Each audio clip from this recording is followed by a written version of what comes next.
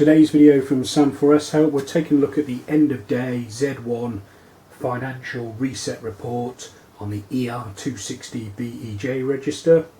So to run your end of day report, it's really straightforward. All you need to do is to turn the metal key marked Z or P round to the Z reports position. Press cash to go into Z reports, again to go into financial, once more to confirm, and then once more for daily Z.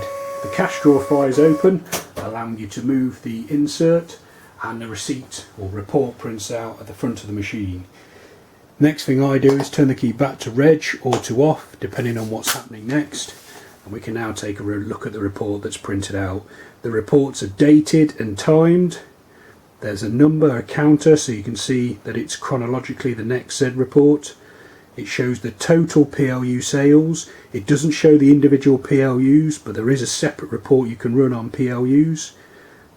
It shows non-tax sales, tax sales, the tax breakdown, so tax 1, tax 2, which is the tax content on top of the taxable sales there, returns, void mode transactions, gross sales, cash sales, paid out operations, no sales, and then gives you cash in draw and charge in draw totals to help with your reconciliation.